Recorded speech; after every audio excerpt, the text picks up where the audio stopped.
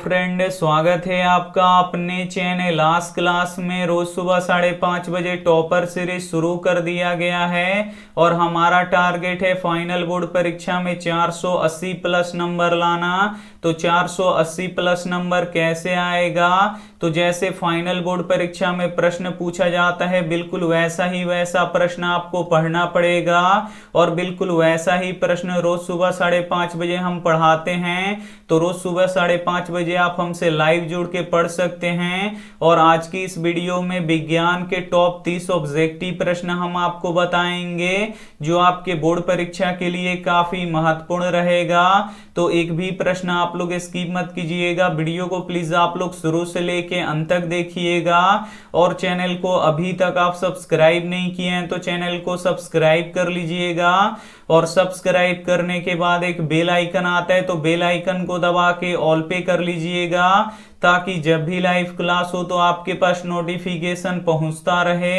तो आइए शुरू करते हैं पहले नंबर प्रश्न से। तो पहला नंबर प्रश्न है कि विश्राम अवस्था में मनुष्य का हृदय 1 मिनट में कितनी बार धड़कता है? ए ऑप्शन है 70 बार, बी ऑप्शन है 75 बार, सी ऑप्शन है 72 बार, डी ऑप्शन है 74 बार। तो यहाँ पे आपको बताना है कि विश्राम अवस्था में मनुष्य का हृदय 1 मिनट में कितनी बार धड़कता है?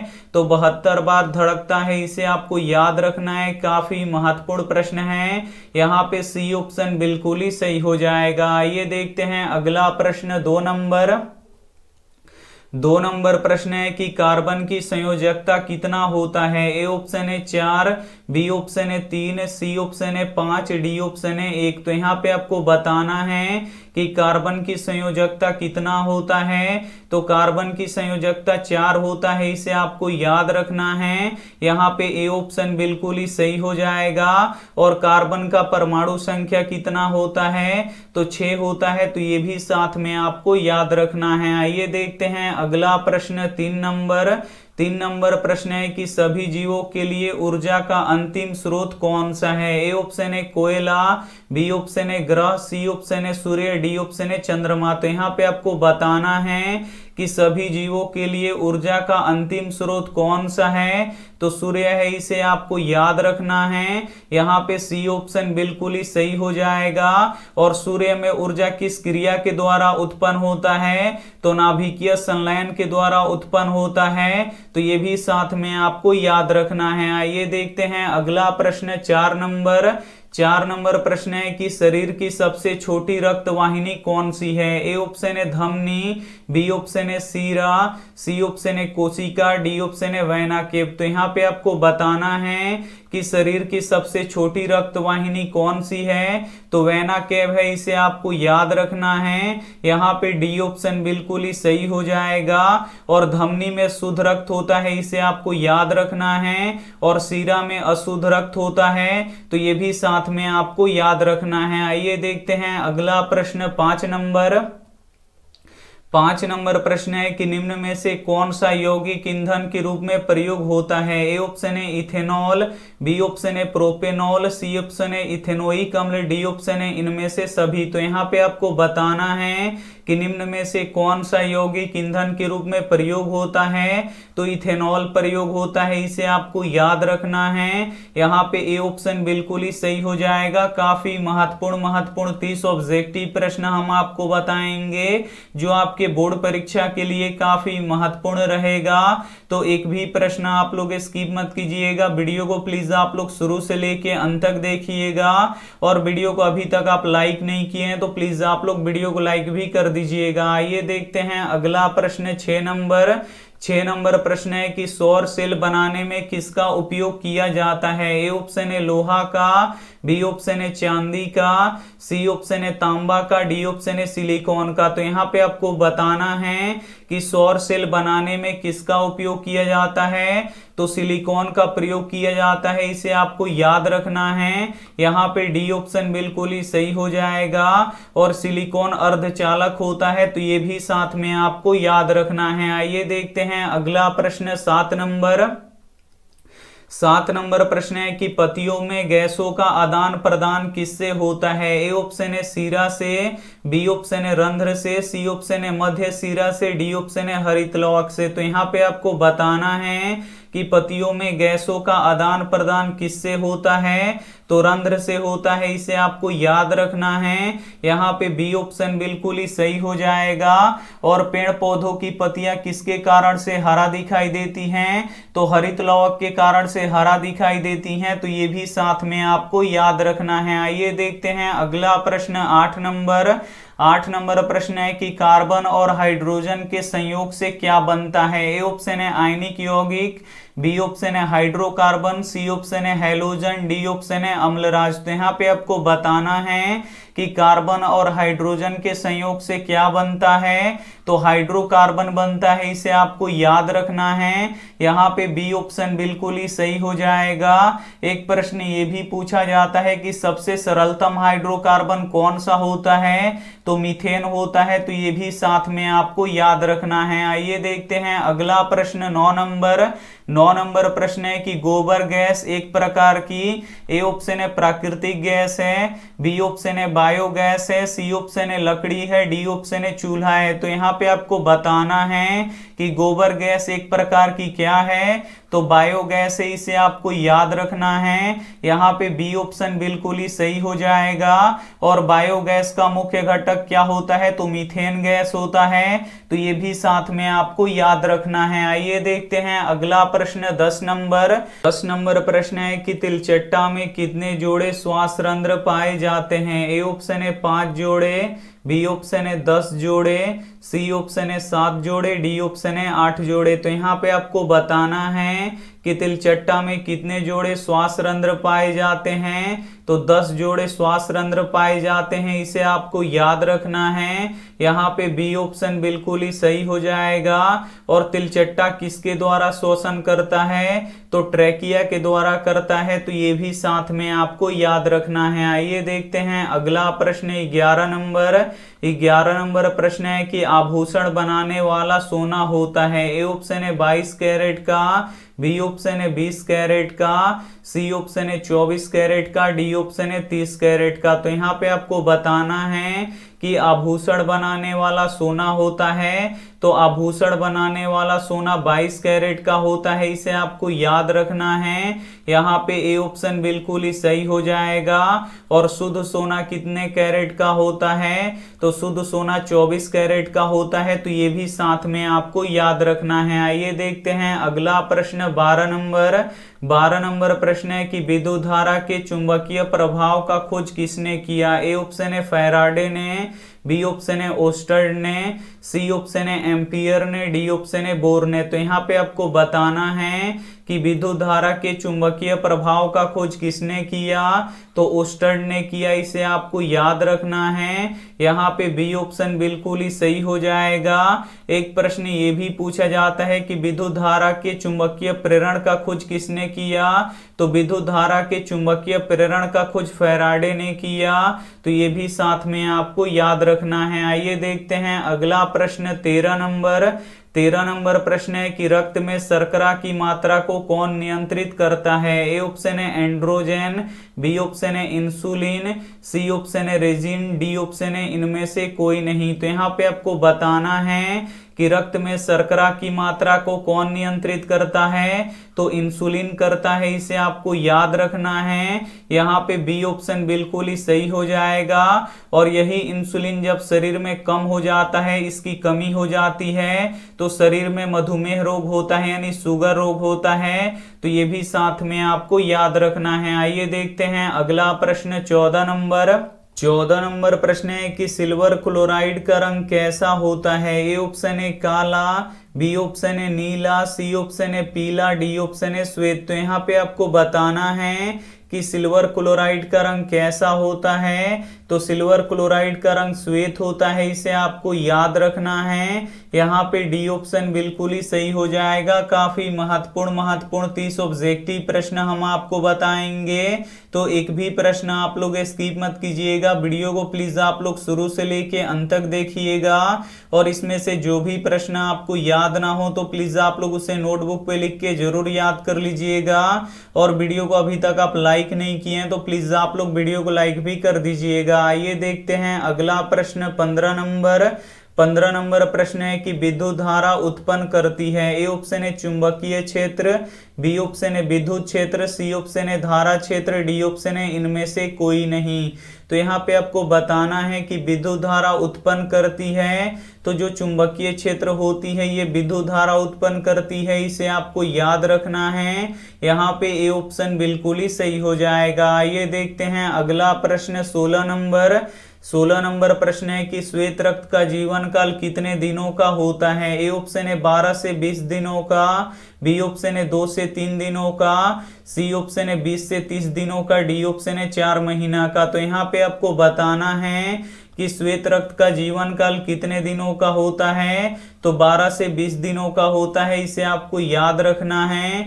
यहाँ पे ए ऑप्शन बिल्कुल ही सही हो जाएगा। और लाल रक्त का जीवन काल कितने दिनों का होता है, तो 120 दिनों का होता है, तो ये भी साथ में आपको याद रखना है। आइए देखते हैं अगला प्रश्न 17 नंबर प्रश्न है कि स्टेनलेस स्टील में लोहा और कार्बन के अलावा और कौन सा तत्व रहता है। ए ऑप्शन है एल्यूमिनियम एवं लेड, बी ऑप्शन है चांदी एवं निकेल, सी ऑप्शन है निकेल एवं क्रोमियम, डी ऑप्शन है इनमें से कोई नहीं। तो यहाँ पे आपको बताना है कि स्टेनलेस स्टील में लोहा और कार्बन के अलावा और कौन सा तत्व रहता है, तो निकेल और क्रोमियम रहता है, इसे आपको याद रखना है। यहाँ पे सी ऑप्शन बिल्कुल ही सही हो जाएगा। आइए देखते हैं अगला प्रश्न 18 नंबर प्रश्न है कि डायनेमो से कैसी धारा प्राप्त होती है। ए ऑप्शन है दिष्ट धारा, बी ऑप्शन है प्रत्यावर्ती धारा, सी ऑप्शन है दोनों, डी ऑप्शन है इनमें से कोई नहीं। तो यहाँ पे आपको बताना है कि डायनेमो से कैसी धारा प्राप्त होती है, तो दिष्ट धारा और प्रत्यावर्ती धारा दोनों प्राप्त होती है, इसे आपको याद रखना है। यहाँ पे सी ऑप्शन बिल्कुल ही सही हो जाएगा। ये देखते हैं अगला प्रश्न 19 नंबर प्रश्न है कि निम्न में से सबसे तेज हृदय धड़कन किसका होता है। ए ऑप्शन है व्हेल का, बी ऑप्शन है चूहा का, सी ऑप्शन है हाथी का, डी ऑप्शन है मनुष्य का। तो यहाँ पे आपको बताना है कि निम्न में से सबसे तेज हृदय धड़कन किसका होता है, तो चूहा का होता है, इसे आपको याद रखना है। यहाँ पे बी ऑप्शन बिल्कुल ही सही हो जाएगा। चूहा का हृदय 1 मिनट में 632 बार धड़कता है, तो ये भी साथ में आपको याद रखना है। आइए देखते हैं अगला प्रश्न 20 नंबर प्रश्न है कि कौन सा अधातु चमकीला होता है। ए ऑप्शन है आयोडीन, बी ऑप्शन है हीरा, सी ऑप्शन है दोनों, डी ऑप्शन है इनमें से कोई नहीं। तो यहाँ पे आपको बताना है कि कौन सा अधातु चमकीला होता है, तो आयोडीन और हीरा दो ऐसे अधातु हैं जो चमकीले होते हैं, तो यहाँ पे सी ऑप्शन बिल्कुल ही सही हो जाएगा। और दुनिया का सबसे कठोर पदार्थ कौन सा होता है, तो दुनिया का सबसे कठोर पदार्थ हीरा है, तो ये भी साथ में आपको याद रखना है। आइए देखते हैं अगला प्रश्न 21 नंबर प्रश्न है कि वोल्ट मीटर से क्या मापा जाता है। ए ऑप्शन है धारा को, बी ऑप्शन है विभवांतर को, सी ऑप्शन है दोनों को, डी ऑप्शन है इनमें से कोई नहीं। तो यहाँ पे आपको बताना है कि वोल्ट मीटर से क्या मापा जाता है, तो वोल्ट मीटर से विभवांतर मापा जाता है, इसे आपको याद रखना है। यहाँ पे बी ऑप्शन बिल्कुल ही सही हो जाएगा। और धारा आमीटर से मापा जाता है, तो ये भी साथ में आपको याद रखना है। आइए देखते हैं अगला प्रश्न 22 नंबर प्रश्न है कि ऑक्सीजन का वाहक कौन होता है। ए ऑप्शन है WBC, बी ऑप्शन है RBC, सी ऑप्शन है लसिका, डी ऑप्शन है इनमें से कोई नहीं। तो यहाँ पे आपको बताना है कि ऑक्सीजन का वाहक कौन होता है, तो ऑक्सीजन का वाहक आरबीसी होता है, इसे आपको याद रखना है। यहाँ पे बी ऑप्शन बिल्कुल ही सही हो जाएगा। और आरबीसी का पूरा नाम क्या होता है, तो रेड ब्लड करपसल्स होता है, इसे आपको याद रखना है। और डब्ल्यूबीसी का पूरा नाम क्या होता है, तो व्हाइट ब्लड करपसल्स होता है, तो ये भी साथ में आपको याद रखना है। आइए देखते हैं अगला प्रश्न 23 नंबर। 23 नंबर प्रश्न है कि सबसे अधिक तन्य धातु कौन सी है। ए ऑप्शन है चांदी, बी ऑप्शन है लोहा, सी ऑप्शन है सोना, डी ऑप्शन है हीरा। तो यहाँ पे आपको बताना है कि सबसे अधिक तन्य धातु कौन सी है, तो सोना है, इसे आपको याद रखना है। यहाँ पे सी ऑप्शन बिल्कुल ही सही हो जाएगा। और विद्युत का सर्वोत्तम चालक कौन सा धातु होता है, तो चांदी होता है, तो ये भी साथ में आपको याद रखना है। आइए देखते हैं अगला प्रश्न 24 नंबर। 24 नंबर प्रश्न है कि एक यूनिट विद्युत बराबर होता है। ए ऑप्शन है 1 वाट घंटा के, बी ऑप्शन है 1 किलोवाट घंटा के, सी ऑप्शन है 1 जूल के, डी ऑप्शन है 4 जूल के। तो यहाँ पे आपको बताना है कि एक यूनिट विद्युत बराबर होता है, तो 1 किलोवाट घंटा के बराबर होता है, इसे आपको याद रखना है। यहाँ पे बी ऑप्शन बिल्कुल ही सही हो जाएगा। ये देखते हैं अगला प्रश्न 25 नंबर। 25 नंबर प्रश्न है कि किसे रासायनिक दूध कहा जाता है। ए ऑप्शन है उद्दीपक को, बी ऑप्शन है पाचक रस को, सी ऑप्शन है हार्मोन को, डी ऑप्शन है आवेग को। तो यहाँ पे आपको बताना है कि किसे रासायनिक दूध कहा जाता है, तो हार्मोन को रासायनिक दूध कहा जाता है, इसे आपको याद रखना है। यहाँ पे सी ऑप्शन बिल्कुल ही सही हो जाएगा। आइए देखते हैं अगला प्रश्न 26 नंबर। 26 नंबर प्रश्न है कि फॉर्मिक अम्ल का IUPAC नाम क्या है। ए ऑप्शन है मेथेनोइक अम्ल, बी ऑप्शन है एथेनोइक अम्ल, सी ऑप्शन है प्रोपेनोइक अम्ल, डी ऑप्शन है इनमें से कोई नहीं। तो यहाँ पे आपको बताना है कि फॉर्मिक अम्ल का IUPAC नाम क्या है, तो मेथेनोइक अम्ल है, इसे आपको याद रखना है। यहाँ पे ए ऑप्शन बिल्कुल ही सही हो जाएगा। और फॉर्मिक अम्ल किस में पाया जाता है, तो फॉर्मिक अम्ल चींटियों में पाया जाता है, तो ये भी साथ में आपको याद रखना है। आइए देखते हैं अगला प्रश्न 27 नंबर। 27 नंबर प्रश्न है कि किस रंग का प्रकीर्णन सबसे अधिक होता है। ए ऑप्शन है नीला रंग का, बी ऑप्शन है हरा रंग का, सी ऑप्शन है लाल रंग का, डी ऑप्शन है नारंगी रंग का। तो यहाँ पे आपको बताना है कि किस रंग का प्रकीर्णन सबसे अधिक होता है, तो नीला रंग का प्रकीर्णन सबसे अधिक होता है, इसे आपको याद रखना है। यहाँ पे ए ऑप्शन बिल्कुल ही सही हो जाएगा। और लाल रंग का तरंगदैर्घ्य सबसे अधिक होता है, तो ये भी साथ में आपको याद रखना है। आइए देखते हैं अगला प्रश्न 28 नंबर। 28 नंबर प्रश्न है कि लिंग गुणसूत्र का पूर्ण जोड़ा किस में पाया जाता है। ए ऑप्शन है पुरुषों में, बी ऑप्शन है स्त्रियों में, सी ऑप्शन है दोनों में, डी ऑप्शन है इनमें से कोई नहीं। तो यहाँ पे आपको बताना है कि लिंग गुणसूत्र का पूर्ण जोड़ा किस में पाया जाता है, तो स्त्रियों में पाया जाता है, इसे आपको याद रखना है। यहाँ पे बी ऑप्शन बिल्कुल ही सही हो जाएगा। जो स्त्रियों का लिंग गुणसूत्र होता है ये XX होता है, ये पूर्ण जोड़ा होता है। और जो पुरुषों का लिंग गुणसूत्र होता है ये XY होता है, तो ये भी साथ में आपको याद रखना है। आइए देखते हैं अगला प्रश्न 29 नंबर। 29 नंबर प्रश्न है कि एसिटिक अम्ल किस में पाया जाता है। ए ऑप्शन है संतरा में, बी ऑप्शन है सिरका में, सी ऑप्शन है इमली में, डी ऑप्शन है दही में। तो यहाँ पे आपको बताना है कि एसिटिक अम्ल किस में पाया जाता है, तो एसिटिक अम्ल सिरका में पाया जाता है, इसे आपको याद रखना है। यहाँ पे बी ऑप्शन बिल्कुल ही सही हो जाएगा। और संतरा में सिट्रिक अम्ल पाया जाता है, तो इसे भी साथ में आपको याद रखना है। और इमली में टार्टरिक अम्ल पाया जाता है, तो इसे भी साथ में आपको याद रखना है। और दही में लैक्टिक अम्ल पाया जाता है, तो ये भी साथ में आपको याद रखना है। आइए देखते हैं अंतिम प्रश्न 30 नंबर। 30 नंबर प्रश्न है कि जीन शब्द किसने दिया। ए ऑप्शन है लैमार्क ने, बी ऑप्शन है मेंडल ने, सी ऑप्शन है जोहानसन ने, डी ऑप्शन है न्यूटन ने। तो यहाँ पे आपको बताना है कि जीन शब्द किसने दिया, तो जिन शब्द जोहानसन ने दिया इसे आपको याद रखना है। यहाँ पे सी ऑप्शन बिल्कुल ही सही हो जाएगा। काफी महत्वपूर्ण 30 ऑब्जेक्टिव प्रश्न हम आपको बता चुके हैं और इस 30 ऑब्जेक्टिव प्रश्न में से बहुत सारे प्रश्न आपको याद नहीं होगा, तो प्लीज आप लोग उसे नोटबुक पे लिख के उसका टाइम टू टाइम आप लोग रिवीजन करते रहिएगा।